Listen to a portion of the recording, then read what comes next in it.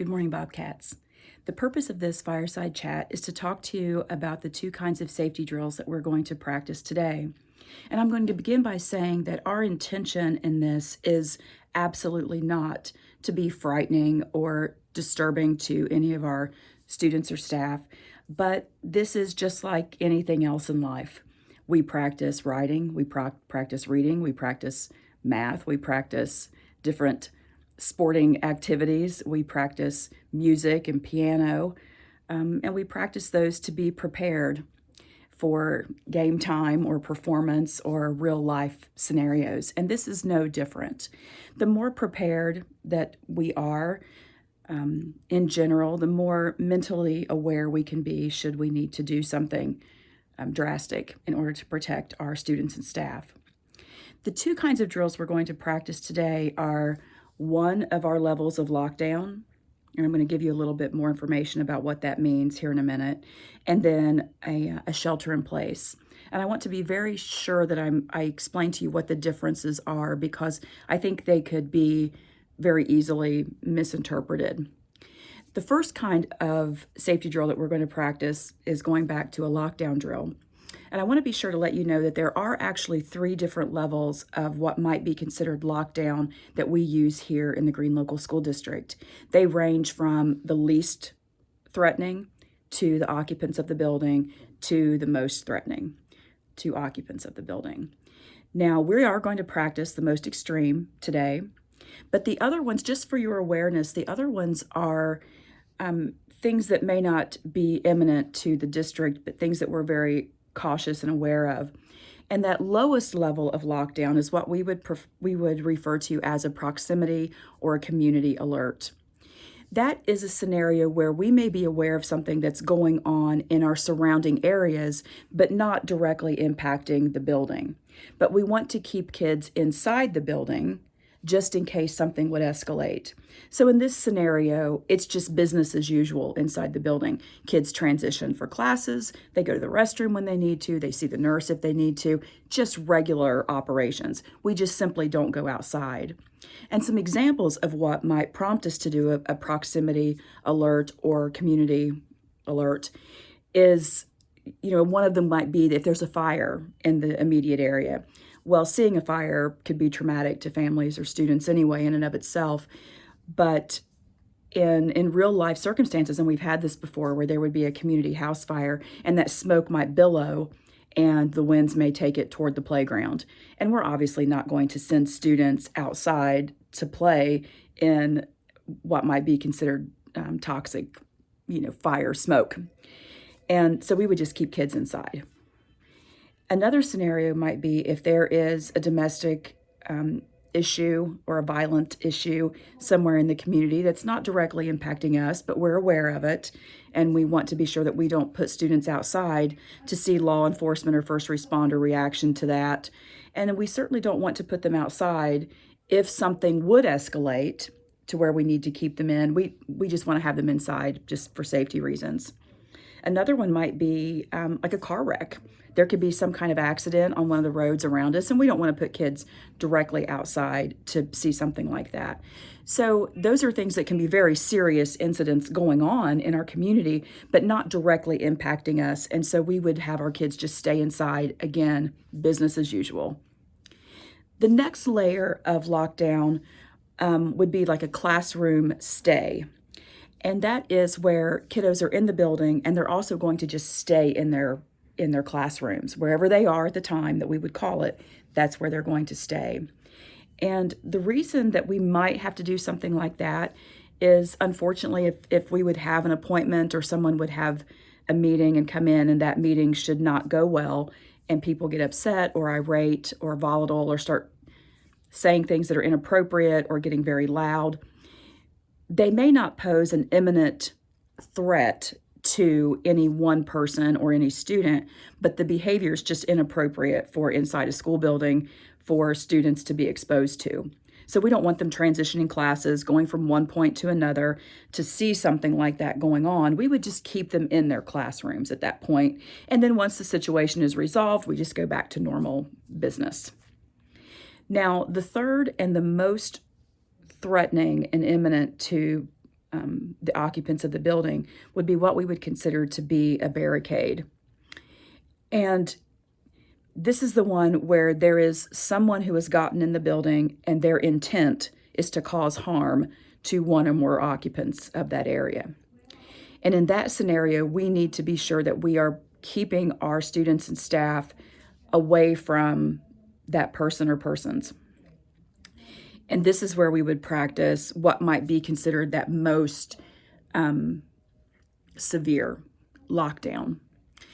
That is what we're going to practice today. And for the level that we're going to practice a barricade.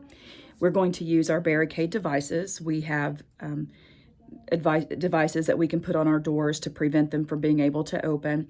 And we're going to be sure that our students and staff at an appropriate age level are able to practice using those. I know our staff should have already been doing that already, making sure that everything is working and all the protocols, they're familiar with them themselves before we do this.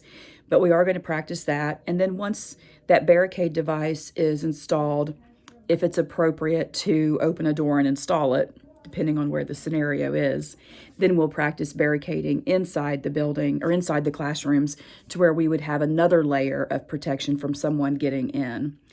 This is just one level of what we might do in the event of a real imminently threatening action in the school building. That's what we're going to practice today. But for just your general knowledge, I would want you to be aware of the other kinds of lockdown too. If you hear that term lockdown, just know that it could be any level of those. Again, proximity or community alert would be we're locking kids inside the building.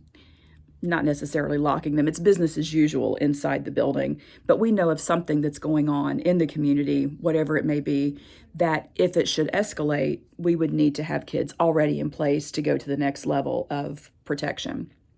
We also have that middle level, like I said, that would be a classroom stay, where kids are in the building and we're going to keep them in their classrooms at that time. They don't need to barricade at that point. There's no imminent threat or danger to anyone. There may just be some inappropriate behavior or language going on in the office area or lobby area that we're not going to expose kids to. Just stay put until it's resolved, and then we'll go back to regular business. And then there is, once again, the most threatening kind of lockdown, and that would be an intruder that has bad wishes and wants to take serious action against one or more people inside the building. And again, we're going to practice the barricade portion today.